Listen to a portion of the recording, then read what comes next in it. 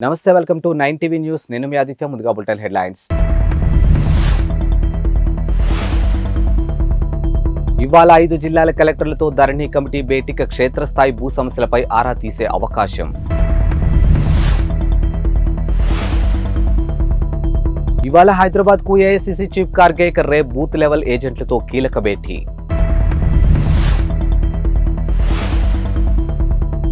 సికింద్రాబాద్ నుంచి అయోధ్యకు special trains అధికారికంగా ప్రకటించినటువంటి దక్షిణ మధ్య రైల్వే. ధరణి పునర్నిర్మాణ కమిటీ ఇవాళ సచివాలయంలో 5 జిల్లాల కలెక్టర్లతో సమావేశం కాబోతుంది. ఇక రంగారెడ్డి, సిద్దిపేట, వరంగల్, ఖమ్మం, నిజామాబాద్ జిల్లా కలెక్టర్ను ఈ సమావేశానికి హాజరు కావాల్సిందిగా ఇప్పటికే వారికి సమాచారం పంపింది. అయితే ధరణి సమస్యలు, వాటి పరిష్కారానికి సలహాలు తహసీల్దార్లు, ఆర్టీఓలు దర్యాప్తు నివేదికలు ఇచ్చే సమయంలో ఎదురవుతున్నటువంటి ఇబ్బందులతో పాటు పోర్టల్లో ఆర్టీఓ, తహసీల్దార్లకు అదనంగా కల్పించాల్సినటువంటి వెసులుబాట్లు, న్యాయ సంబంధిత సమస్యలు చేయాల్సిన మార్పులు చేర్పులతో పాటు నిజామాబాద్ జిల్లాలో భూభారతి వివరాలు రావాలని రెవెన్యూ శాఖ ముఖ్య కార్యదర్శి నవీన్ మిట్టల్ కలెక్టర్లకు ఆదేశాలు జారీ చేశారు. ఇక కలెక్టర్ల నివేదికలను పరిశీలించిన అనంతరం ఎంపిక చేసినటువంటి ప్రాంతాలకు వెళ్లి భూ సమస్యలు అధ్యయనం చేయాలని ధరణి కమిటీ చూస్తుంది. లోక్సభ ఎన్నికల షెడ్యూల్ వచ్చేలోపే డిఎస్సి అనుబంధ నోటిఫికేషన్ జారీకి కసరత్తు జరుగుతుంది. ఈ క్రమంలో విద్యాశాఖలో పదవీ విరమణ చేయనున్న వారితో సహా పలు వివరాలు అధికారులు సేకరిస్తున్నారు. ఇక రాష్ట్రంలో ఈ ఏడాది మొత్తం 3,800 మంది ప్రభుత్వ ఉపాధ్యాయులు పదవీ విరమణ చేయనున్నారు.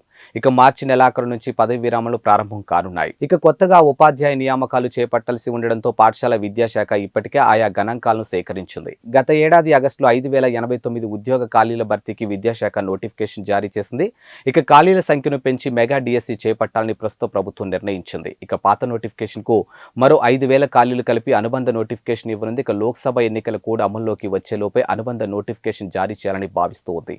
సీఎం రేవంత్ రెడ్డి వద్ద మరోసారి చర్చించింది. ఇక తుది ఆమోదం పొందాల్సి ఉంది. ఇక తాము అంతా సిద్ధం చేసి ఉంచామని విద్యాశాఖ వర్గాలు చెబుతూ ఉన్నాయి. కేంద్రంలో 2024లో కాంగ్రెస్ పార్టీని అధికారంలోకి తీసుకురావడానికి మేనిఫెస్టో తయారు చేస్తున్నట్లు ఏఐసిసి మేనిఫెస్టో కమిటీ సభ్యుడు ప్రవీణ్ చక్రవర్తి వెల్లడించారు. ఇక రాష్ట్ర మేనిఫెస్టో కమిటీతో ఆయన సమావేశం అయ్యారు. ఇక రాష్ట్రంలో శాసనసభ ఎన్నికల సమయంలో వెల్లడించినటువంటి మేనిఫెస్టో అమలు జరుగుతున్న తీరు, ప్రజల నుంచి వస్తున్నటువంటి స్పందన, ఇతర అంశాలపై పార్టీ నేతలతో ఆయన చర్చించారు.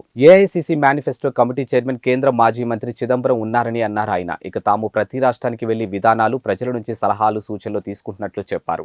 ప్రజల నుంచి ప్రత్యేకంగా అభిప్రాయాలు, సలహాలు తీసుకుంటున్నామని వివరించారు. ఇక మైనారిటీ, ఓబీసీ, ట్రాన్స్జెండర్స్ అనేక వర్గాలతో సమావేశమయ్యాయని, ఆయా వర్గాల నుంచి కీలక అంశాలు పరిగణలోకి తీసుకుంటున్నట్లు ప్రవీణ్ చక్రవర్తి వివరించారు. ఇక ప్రజల అభిష్టం నెరవేరేలా మేనిఫెస్టో ఉంటుందని తెలిపారు.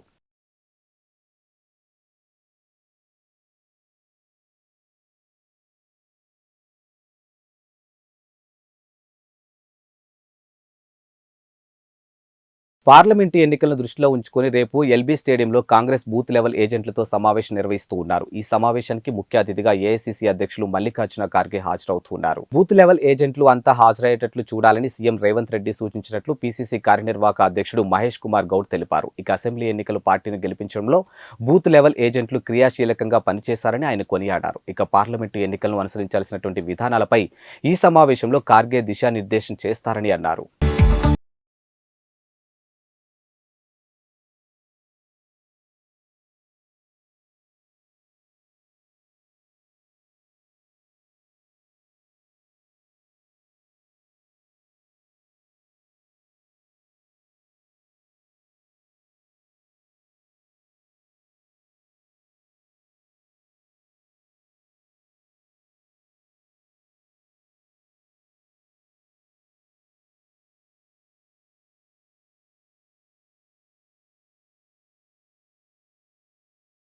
AP CM YS Jaganmohan Reddy ఇవాళ తిరుపతికి వెళ్లనున్నారు. ఇక తాజ్ హోటల్లో జరిగే ఇండియా టుడే ఎడ్యుకేషన్ సమ్మిట్ లో ముఖ్యమంత్రి జగన్, మంత్రి బొత్స సత్యనారాయణ పాల్గొనున్నారు. రాష్ట్ర ప్రభుత్వ పాఠశాల అమలవుతున్నటువంటి సంస్కరణలపై ముఖ్యమంత్రి ప్రసంగించనున్నారు.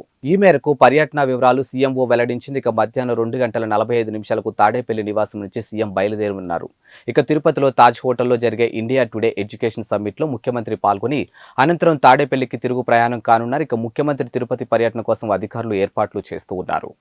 అంబేద్కర్ గారి విగ్రహం ఇది ఇనాగరేషన్ 19వ తారీఖున విజయవాడలో ఒక గొప్ప కార్యక్రమం జరుగుతా ఉంది. దాదాపుగా 404 కోట్ల రూపాయలు, దాదాపుగా 19 ఎకరాలలో 125 అడుగుల బాబాసాహెబ్ అంబేద్కర్ గారి విగ్రహం ఆవిష్కరణ జరుగుతూ ఉంది. సోషల్ జస్టిస్కు ఒక ప్రతిరూపంగా నిదర్శనంగా ఈ కార్యక్రమం జరుగుతూ ఉంది. ప్రతి అడుగులోనూ కూడా ఈ సోషల్ జస్టిస్కి సంబంధించిన సందేశం సచివాలయం స్థాయి నుంచి మొదలు పెడితే రాష్ట్ర స్థాయి దాకా కూడా ప్రతి అడుగులోనూ ఈ సందేశం, ఈ మెసేజింగ్ కరెక్ట్గా జరగాలి. గ్రామ స్వరాజ్యం అంటే ఏమిటి అనే దానికి ఒక అర్థం చెబుతూ, గ్రామ స్థాయిలోని పరిపాలన అనే దానికి మీనింగ్ అనేది ఏమిటి అని తెలియజేస్తూ, ఒక కరప్షన్ లేని వ్యవస్థ, ఒక వివక్షకు తావు లేని వ్యవస్థ ఏకంగా గ్రామ స్థాయిలో ఈరోజు మనం తేగలిగినాము అని అంటే నిజంగా ఒక గొప్ప మార్పు జరిగింది రాష్ట్రంలో. ఈ మార్పుకు ప్రతిరూపంగా అంబేద్కర్ గారి విగ్రహం 19వ తారీఖున ఒక ఫినిషింగ్ టచ్ ఇది చేయబోయే కార్యక్రమం. ఏపీలో కాంగ్రెస్ పార్టీ ఎన్నికల సమరానికి సిద్ధమవుతూ ఉంది. ఏపీలో అసెంబ్లీతో పాటు పార్లమెంటు ఎన్నికలు సమీపిస్తున్న తరుణంలో కాంగ్రెస్ పార్టీ అభ్యర్థుల వేటలో నిగ్నమైంది. ఇవాల్టి నుంచి అసెంబ్లీ ఎంపీ స్థానాలకు పోటీ చేసే ఆశావాహుల నుంచి దరఖాస్తులు స్వీకరించేందుకు సిద్ధమైంది. నేటి నుంచి విజయవాడలోని ఆంధ్రరత్న భవన్లో కాంగ్రెస్ పార్టీ ఎమ్మెల్యే, ఎంపీ అభ్యర్థుల దరఖాస్తుల స్వీకరణ చేపట్టనున్నారు. AP Congress party incharge Manikyarao Tagore దరఖాస్తులు స్వీకరిస్తూ ఉన్నారు. ఉదయం 11 గంటలకు మొదటి అప్లికేషన్ మాణిక్యరావు ఠాకూర్ ఇవ్వనున్నారు. ఏపీ కాంగ్రెస్ లో చేరిన వారికి కూడా అప్లికేషన్లు ఇవ్వనున్నారు. ఏపీ కాంగ్రెస్ సభ్యత్వమే అభ్యర్థి మొదటి అర్హత ప్రకటించారు. ఇక పూర్తి అర్హతల పరిశీలన అనంతరం అభ్యర్థులను నిర్ణయిస్తారని ఇప్పటికే ఏపీ పిసిసి అధ్యక్షురాలు షర్మిల తెలిపారు. ఏపీ కాంగ్రెస్ మాజీలకు పెద్దపీట వేనున్నట్లు తెలిసింది. ఇక తిరిగి కాంగ్రెస్ గూటికి చేరాలని మాజీలకు ఇప్పటికే ఏపీ పిసిసి అధ్యక్షురాలు షర్మిల పిలుపునిచ్చింది. ఇప్పటికే మాజీలతో పాటు ఎమ్మెల్యేలు తమతో టచ్ లో ఉన్నారని ఏఐసిసి వర్గాలు పేర్కొంటూ ఉన్నాయి. ఇక ప్రస్తుతం జిల్లాల పర్యటనలో ఉన్నటువంటి ఏపీసీసీ అధ్యక్షురాలు వైఎస్ షర్మిల నేరుగా కలిసి తమకు అవకాశం ఇవ్వాలని ఆశావాహులు కోరుతున్నట్లు తెలిపింది. ఇదిలా ఉండగా షర్మిల కాంగ్రెస్ బాధ్యతలు స్వీకరించినప్పటి నుంచి పార్టీని బలోపేతం చేసే పనిలో నిమగ్నమయ్యారు. ఇందులో భాగంగానే ఆమె ఈ నెల 23 నుంచి 9 రోజుల పాటు రాష్ట్ర వ్యాప్తంగా అన్ని జిల్లాల్లో పర్యటిస్తూ ఉన్నారు. ఇచ్చాపురం నుంచి ఇడుపులపాయి వరకు ఈ పర్యటన కొనసాగుతూ ఉంది. ఈ పర్యటనలో భాగంగా ఆమె జిల్లాల వారీగా సమన్వయ సమావేశాలు ఏర్పాటు చేస్తారు. ప్రతిరోజు 2 జిల్లాల్లో కోఆర్డినేషన్ సమావేశాలు నిర్వహించాలని తలపెట్టారు. ఈరోజు వైఎస్ఆర్ తెలంగాణ పార్టీని కాంగ్రెస్ పార్టీలో విలీనం చేస్తున్నందుకు రాజశేఖర రెడ్డి బిడ్డగా నేను సంతోషిస్తున్నా. ఎందుకంటే ఈ రోజు నుంచి వైఎస్ఆర్ తెలంగాణ పార్టీ కాంగ్రెస్ పార్టీలో భాగమై, కాంగ్రెస్ పార్టీ ఉన్నంత వరకు వైఎస్ఆర్ తెలంగాణ పార్టీ కూడా కాంగ్రెస్ పార్టీలో భాగమై ఉంటుంది. కాబట్టి వైఎస్ఆర్ తెలంగాణ పార్టీ నాయకులు, వైఎస్ఆర్ తెలంగాణ పార్టీ కార్యకర్తలు నాతో పాటు ఈ రోజు చాలా సంతోషంగా ఇండియన్ నేషనల్ కాంగ్రెస్ పార్టీలో విలీనం కావడం జరుగుతుంది. రాజశేఖర రెడ్డి గారు బ్రతికున్నంత కాలం నమ్మకంగా కాంగ్రెస్ పార్టీకి సేవ చేయడమే కాకుండా రాజశేఖర రెడ్డి గారు చనిపోయే నాటికి కూడా కాంగ్రెస్ పార్టీకి సేవ చేస్తూనే చనిపోయారు. ఈ రోజు రాజశేఖర రెడ్డి బిడ్డ కాంగ్రెస్ పార్టీలో చేరుతుంది అంటే రాజశేఖర రెడ్డి గారికి చాలా సంతోషం, చాలా గర్వం కలిగించే విషయం అని నేను నమ్ముతున్నా. ఎందుకంటే ఈ రోజు మన దేశంలోనే అతిపెద్ద సెక్యులర్ పార్టీ కాంగ్రెస్ పార్టీ. కాబట్టి కాంగ్రెస్ పార్టీ మన స్వాతంత్రం వచ్చినప్పటి నుంచి పునాదులు వేయడం దగ్గర నుంచి ఈ దేశాన్ని కట్టడం దగ్గర వరకు కాంగ్రెస్ పార్టీ హస్తం ఉంది. ప్రతి వర్గాన్ని కలుపుకుపోతూ, ప్రతి విశ్వాసానికి, ప్రతి ఫెయిత్ కు నమ్మకం కలిగిస్తూ, ప్రతి సెక్షన్ ఆఫ్ ద సొసైటీలో కలుపుకుపోతూ ముందుకు వెళ్లిన party Congress party. Congress party ముందు కూడా రాహుల్ గాంధీ గారి నాయకత్వంలో బెజవాడలో వంగవీటి రాధా, బోండా ఉమా వర్గాల మధ్య సోషల్ మీడియాలో వార్ నడుస్తూ ఉంది. ఇక టీడీపీ సెంట్రల్ సీటు విషయంలో రాధా, ఉమా వర్గీయుల మధ్య పోరు ముదురుతూ ఉంది. ఇక వంగవీటి రాధను టీడీపీ నమ్మడం లేదంటూ 3 రోజుల క్రితం సోషల్ మీడియాలో పోస్టులు వైరల్ గా మారింది. ఈ పోస్టులను ఉమా వర్గీయులు చేసిన పనేనని రాధా వర్గం ఆగ్రహం వ్యక్తం చేస్తూ ఉంది. తాజాగా ఉమా టార్గెట్ గా సోషల్ మీడియాలో కౌంటర్ పోస్టులు వైరల్ అవుతూ ఉన్నాయి. ఇక రాధా వర్గమే ఇది చేసినట్టుగా ఉమా వర్గం భావిస్తోంది. నమ్మాలంటే ఏం చేయాలంటూ ఉమాకి వ్యతిరేకంగా కౌంటర్ పోస్టులు వైరల్ అయ్యాయి. ఇక పదవి కోసం పార్టీని బెదిరించాలా, చిన్నపిల్లలకు చావుకి కారణం అవ్వాలా, దేవుడి పేరుతో చందాలు పోగేయాలా, కార్పొరేటర్లకు టిక్కెట్లు అమ్ముకోవాలా, పదవి రాకపోతే కాపుల గొంతు కోసారని పార్టీకి కులానికి మధ్య విరోధం పెంచాలా, ఈసారి టిక్కెట్ రాదని అధికార పార్టీతో చర్చలు జరపాలా, అలా చేస్తేనే పార్టీ నమ్ముతుందా అంటూ చేసిన పోస్టులు వైరల్ అవుతూ ఉన్నాయి. రాధాపై 7 పాయింట్లతో పోస్టులు పెడితే 17 పాయింట్లతో ఉమాపై పోస్టులు చేయడం గమనార్హం. ఇక రాధా, ఉమా వర్గాల మధ్య కోల్డ్ వార్తో రాజకీయం హీట్ ఎక్కింది. ఆంధ్రప్రదేశ్లో ఎన్నికల సమయం దగ్గర పడుతున్న వేళ మాజీ మంత్రి బాలినేని శ్రీనివాసరెడ్డి సంచలన ప్రకటన చేశారు. ఇవే తన చివరి ఎన్నికలని, ఈసారి ఎన్నికల్లో పోటీ చేస్తున్నానని తెలిపారు. అయితే వచ్చే ఎన్నికల్లో మా అబ్బాయి పోటీ చేస్తారని వెల్లడించారు.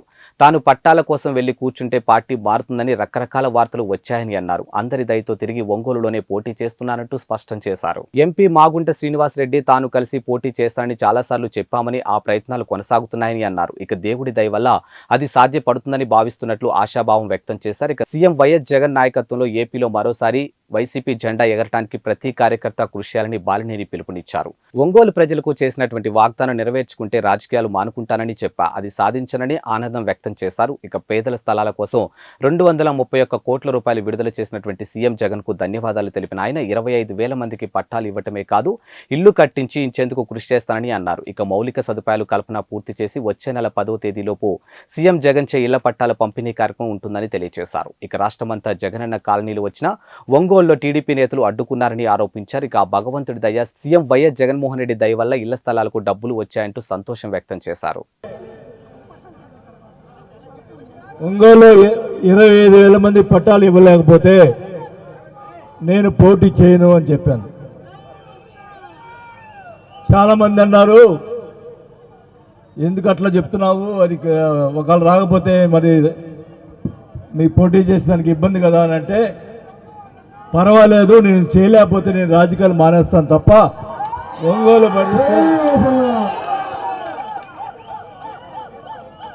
ఏ పరిస్థితిలో ఒంగోలు పట్టాలు ఇవ్వలేకపోతే ఇంకా మనం చేసిన దానికి మనం ఏం చేయలేకపోయాం, పట్టాలు కూడా ఇవ్వలేకపోతే ఇంకా అనవసరం అని చెప్పి ఆ రోజు చెప్పడం జరిగింది. మరి ముఖ్యంగా ఈ 25,000 పట్టాలకి 231 కోట్ల రూపాయలు డబ్బులు ఇచ్చినందుకు ముఖ్యమంత్రి గారికి అందరూ కూడా ధన్యవాదాలు తెలియజేసుకుంటా ఉన్నా.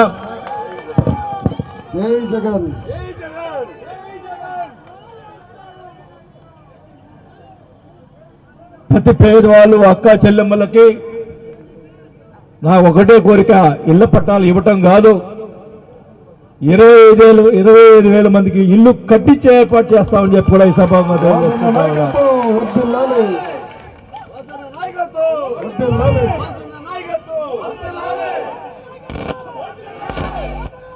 ఇప్పుడు డబ్బులు ఆల్రెడీ వచ్చున్నాయి. ఆ రైతులకి మొత్తం కూడా రేపెల్లుండో మొత్తం రైతులందరూ కూడా డబ్బులు వేయటం జరుగుతుంది. అక్కడ ఇన్ఫ్రాస్ట్రక్చర్ ముందుల రోడ్లు, కరెంటు ముందుల రోడ్లు వేసి, అంటే మళ్ళా ఎలక్షన్ కోడ్ వస్తే మళ్ళీ పట్టాలు ఇచ్చేదానికి ఇబ్బంది కాబట్టి ముందుల రోడ్డు వేసి ముఖ్యమంత్రి గారి చేతుల మీదుగా పట్టాలు ఇచ్చే కార్యక్రమం 10వ తేదీ లోపల జరుగుతుందని కూడా ఈ సభాముగా తెలియజేసుకుంటా ఉన్నా.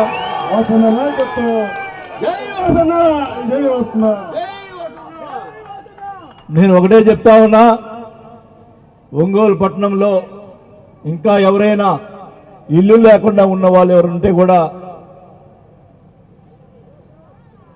ఇల్లు లేని వాళ్ళు ఇంకా ఏమైనా మిస్ అయి ఉంటే వాళ్ళు అప్లై చేసుకోండి, మా నా దగ్గరికి వచ్చి చెప్పండి, మాకు ఇల్లు లేదంటే తప్పకుండా శాంక్షన్ చేసి ఏర్పాటు చేస్తామని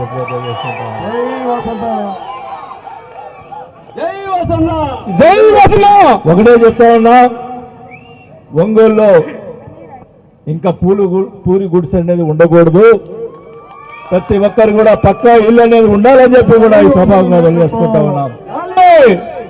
ఈ రాష్ట్రం అంతా కూడా జగనన్న కాలనీలు వెలిసినాయి, కానీ ఒంగోలులో మనం పట్టాలు ఇచ్చేదానికి, వాళ్ళు కొని ఇచ్చేదానికి ఎందుకని ప్రభుత్వం భూమి మరి దేశం మొత్తం ఎప్పుడెప్పుడా అని ఎదురు చూస్తున్నటువంటి అయోధ్య రామ మందిర ప్రారంభోత్సవం మహోత్తరం ఘట్టం పూర్తయింది. ఇక శ్రీరాముడి జన్మస్థలమైనటువంటి అయోధ్యలో బాలరాముని ప్రాణ ప్రతిష్ఠ అనంతరం స్వామివారి దర్శనానికి భక్తులు పోటెత్తారు. ఇక భక్తుల రద్దీని దృష్టిలో పెట్టుకుని హైదరాబాద్ నగరం నుంచి 17 ప్రత్యేక రైళ్లు నడపాలని భారతీయ రైల్వే నిర్ణయించింది.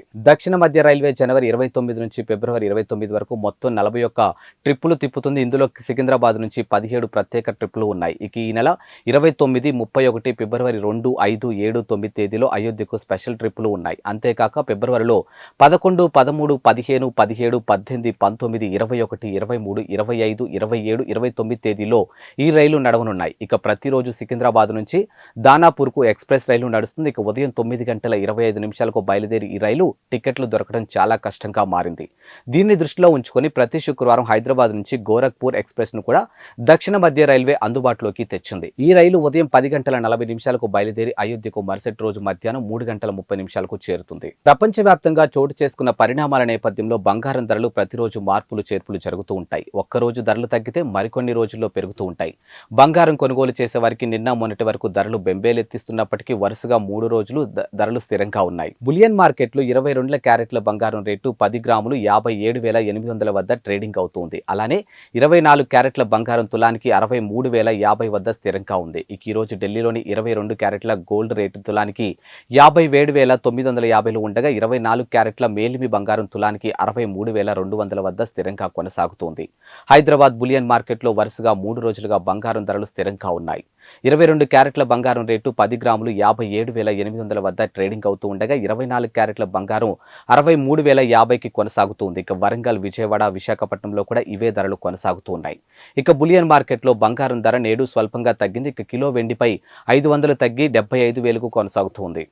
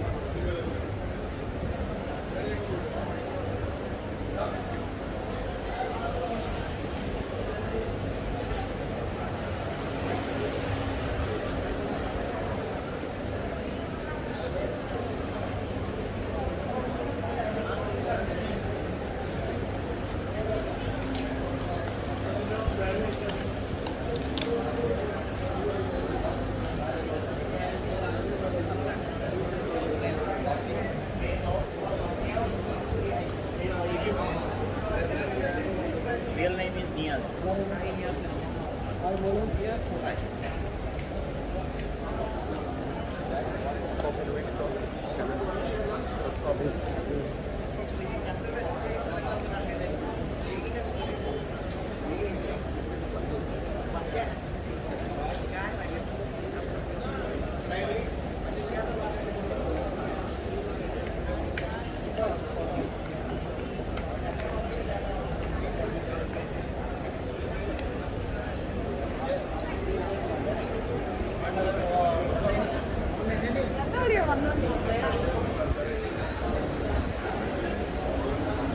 ఇవి వాల్టి బులెటిన్ అప్డేట్స్. మరో బులెటిన్తో మళ్ళీ కలుద్దాం. అంతవరకు సెలవు, నమస్కారం.